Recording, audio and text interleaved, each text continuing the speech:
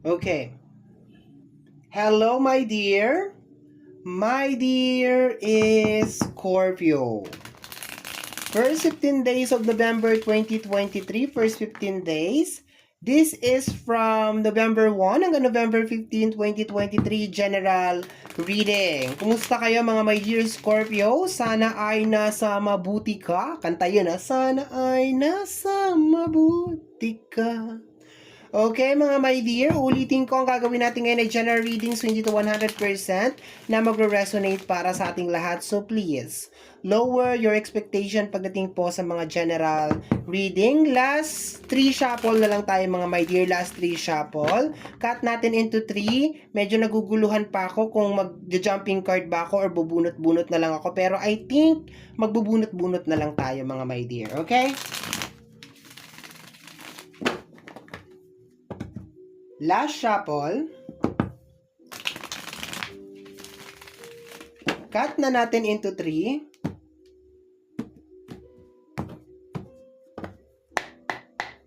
And let's start. Bunot-bunot na lang. First card natin is the Two of Cups. Wow. Okay. So, merong namumuo dito, my dear. Posibleng namumuong connection. Okay, parang teenager yung energy dito, my dear. Parang nagkakaroon ka dito ng crush. Parang nagkakapalagayan ng loob. Yun na nakukuha ko dito. Kung hindi naman to crush, parang natutuwa ka or nagigiliw ka sa energy ng isang tao. Posibleng energy to ng water sign, which is Cancer, Scorpio, which is you, and Pisces. Okay? So, kapwa mo rin water sign, nagigiliw ka, nakukuha ko lang dito, parang nagigiliw ka, parang for some of you, baka nai-in love, ayan, natutuwa kayo dun sa tao. Meron nag-uumpisang connection dito, my dear. Nakakakilig yung kanyang energy. Okay? Next card natin dito is the King of Wands. Okay. At posible, my dear, na gustong-gusto mo tong energy na to. Okay? Gustong-gusto mo yung nararamdaman mo. Okay? May kakaibang apoy akong nararamdaman dito sa energy na to. Sa paglabas ng King of Wands, my dear, nararamdaman ko dito yung energy ni Leo. Okay? Parang pakiramdam ko, parang kung sino man tong tao na to, my dear, siya yung naglalagay ng ngiti sa mga labi mo. Sana all. 'Di ba? Nakakatuwa yung energy na to. Parang nakakakilig, na ang lakas maka-teenager. Yun ang nakukuha ko dito. Sa dalawang card pa lang na to, my dear, ha? Parang dahil dumating siya sa buhay mo or something like that, parang nagkaroon ka ng fire. Parang nangarap ka or something like that. Napakaganda lang ng energy niya. Very, very positive lang. Okay, next card natin dito, my dear, is the Ten of Swords. Okay. May Ten of Swords ka. Okay, sa paglabas ng Ten of Swords, my dear, parang wala ka ng pakialam. Yun ang nakukuha ko dito, wala ka ng pakialam sa kung anong sasabihin ng ibang tao. Very free yung spirit mo, my dear, pagpasok na November 1 to November 15. Okay? Parang hindi ka na nagwo-worry sa judgment ng ibang tao, kung ano yung sasabihin nila sa'yo. Basta ang mahalaga dito, my dear Scorpio, ay masaya ka. Okay? At nagkakaroon ka ng parang inspirasyon. Parang ganun nakukuha ko dito, my dear. Nagkakaroon ka ng inspirasyon related sa buhay mo. Parang very fiery yung energy mo kahit naman water sign ka. Very fiery yung nakikita ko dito, my dear. Sa paglabas dito, my dear, ng Ten of Swords, posible, my dear, na meron mga zodiac sign, which is Gemini, Libra, and Aquarius, na dating nanakit sa'yo, or parang binabantayan ka, or yung mata nila is very mainit talaga sa'yo. Pero wala ka ng pakialam, you don't care, my dear, sa kung ano yung sasabihin nila. Okay? Wala ka ng pakialam. Okay? Kasi based dito sa energy ng tatlong card na to, parang may mga tao na parang laging nakabantay sa'yo sa mga bagay na ginagawa mo. Kaya minsan, maski gusto mong gawin yung isang bagay, hindi mo siya ginagawa kasi parang nag-aalinlangan ka. But so far, pagpasok ng November 1 to November 15, my dear Scorpio, itong energy ng Two of Cups, kakausapin mo to. Okay, kahit na anong mangyaring chismis na nagkakamabutihan kayo or something like that. Basta ang mahalaga dito, masaya ka na kasama mo tong tao na to. Nararamdaman mo yung parang bond ninyong dalawa, yung connection ninyong dalawa. Yun lang yun. Kasi para sa iyo, my dear, wala naman kaming ginagawa masama. Parang ganoon na nakukuha ko dito na energy. Parang masaya ka lang nakasama tong person na to. But for some of you, baka gusto mo rin siguro na kasi meron ka ditong King of Wands, baka gusto mo rin siguro na maging kayo talaga. Okay? Parang may mga ganun dito manifestation na maging kayo na talaga, maging official na maging kayo na talaga, maging magkarelasyon na kayo. Okay? Additional cards tayo, my dear, kasama ng ating Ten of Sword is the Ace of Sword. Okay? Malaking changes to, my dear, lalo na sa usapin ng iyong pag-iisip. Okay? So, mawawalan ka na talaga ng pakialam. Okay? More on action na nakikita ko dito, my dear. Wala ka nang pakialam sa kung ano sasabihin ng ibang tao. More on execution then, my dear, ng mga bagay na iniisip mo. Kasi remember, sword to. Okay? More on enlightenment then, my dear, na parang nakukuha ko sa card na to is more on life is short para magpadikta ka or magpakontrol ka sa mga sinasabi ng mga tao sa paligid mo, ganon, kasi buhay mo naman yan, di ba? Yun na nakukuha ko dito, my dear. But so far, ang ganda ng energy. Super, super nice. Okay. Posible din, my dear, isang energy na pumapasok na naman dito. There's a tendency, my dear, na putulin mo yung connection mo sa isang tao at piliin mo tong taong parating. Kasi may taong parating dito sa Two of Cups. May taong parating dito.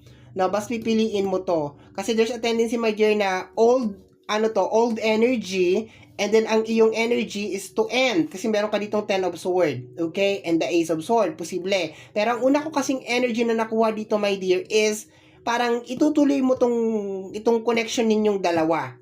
And wala ka nang pakialam sa kung ano yung, posible naman din na connected yung dalawang energy. Kasi puputulin mo yung connection mo dun sa kabila, magpapatuloy ka dito sa kabila, and then parang wala ka nang pakialam kung ano sasabihin ng mga tao. Okay, yun na nakukuha ko dito. Okay, para lumawak yung reading natin, mga my dear Scorpio, clarify na natin to. Umpisa natin dito sa ating Two of Cups and the Five of Wands. Wow, very romantic. Ipaglalaban ko ang pag-ibig ko. No, very fighter. Sabi ko nga sa'yo, yung energy niya is more on very teenager.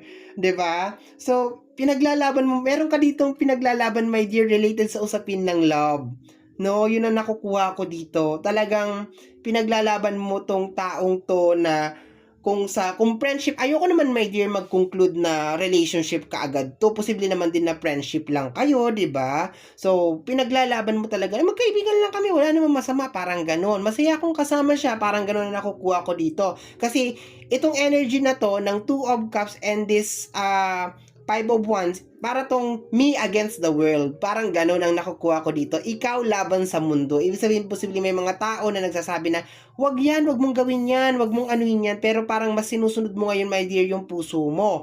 Kung ibabalik naman natin doon sa unang energy, there's a tendency, my dear, na yung old energy nang galing sa past is hindi na talaga kayo masyadong magkasundo. Kaya parang nilalagyan mo na talaga ng cut, parang pinagtagpo lang tayo pero hindi tayo tinadhana, ganon. So therefore, maging malaya na lang tayo parehas at hanapin na lang natin kung saan tayo liligaya at kung saan ka sasaya, 'di ba? Yung kanta, kung liligaya ka sa piling ng iba. Okay.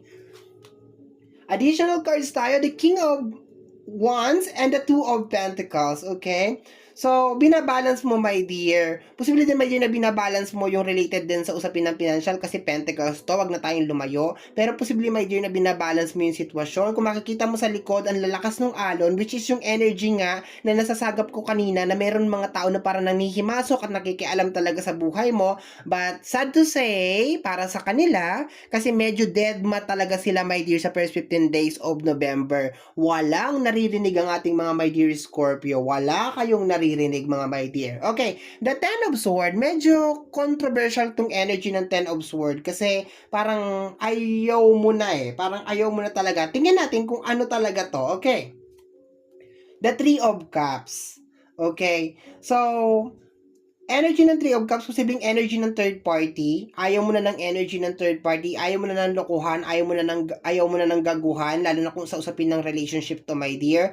And ayaw mo na rin siguro ng mga taong nakikisaw-saw sa buhay mo. Kasi kung makikita mo dyan, para nagpa-party-party sila. Kagaya nga nasasagap kong energy kanina sa'yo, my dear Scorpio, is parang wala ka talagang pakialam, my dear. Pagtungtong ng first 15 days of November, wala ka talagang pakialam. Basta, ang alam mo, masaya ka dyan sa ginagawa mo, gagawin mo yan. Lalo na sa usapin ng love, okay?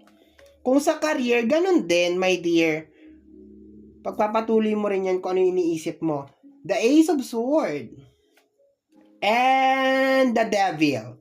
Kinakat mo, my dear, yung devil energy. Nangilabot ako. Okay? So, sa usapin ng third party, marami sa inyo, my dear, ang hindi na ito tolerate if just in case meron man third party. Okay? Kung ikaw, my dear, ay na-involved sa usapin ng third party, kunwari ang karelasyon mo, meron siyang third party, alam mo, tutuldukan mo yan, my dear, first 15 days of November. If just in case naman, my dear Scorpio, ikaw naman ang nasa loob ng third party, ibig sabihin ikaw ang nangaliwa, there's a tendency, my dear, na mapipilitan ka na talagang gumawa ng decision. But so far, kung hindi man doon ang issue mo, my dear Scorpio, kung ang pakiramdam mo, my dear, marami talagang mga taong nakikialam sa buhay mo, nakikisawsaw sa'yo, so energy yun na the devil, okay? So, ang devil energy yun. So, kinakat mo siya, my dear. Kasi alam mo, my dear, na hindi nakakatulong yung mga taong nakikialam, yung mga taong sawsawero, yung mga kung ano-anong ganyan, and pati na rin yung sa usapin ng relationship, 'di ba? Bottom deck of the card, my dear Scorpio, super nice yung energy, is the Knight of Sword. Very aggressive to, my dear, na energy. Ibig sabihin, kung ano yung naiisip mo, kung ano yung gusto mong mangyari, my dear, gagawin mo siya. Pinakamagandang example dito is, kung gusto mong kumain ng ice cream, kakain ka kaagad ng ice cream. Kung gusto mo pumunta sa isang lugar, pupunta ka kaagad sa isang lugar. At nauna na yung unang example kanina, yung may kinalaman sa usapin ng relationship or may kinalaman sa pagiging komportable mo sa isang tao. Hindi mo naisipin kung ano sasabihin ng ibang tao, basta ang mahalaga na lang sa'yo is komportable kang kasama yung tao na yon at yun ang masusunod. Wala ka nang pakialam kung ano sinasabi ng ibang tao. Very aggressive, my dear, ang iyong isipan, okay? Sa first 15 days of November. Sasabihin ko sana January.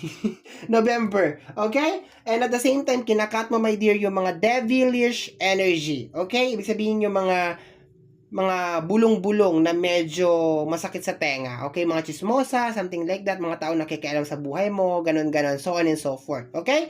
So, my dear Scorpio, yan ang reading mo para sa yung first 15 days of November 2023. Somehow, my dear, kung nagustuhan mo to, especially kung napadaan ka lang, don't forget to subscribe. I-click po ang notification bell para ma-update ka sa aking mga upload, and free to like, free to share, free to comment sa lahat ng ating mga videos.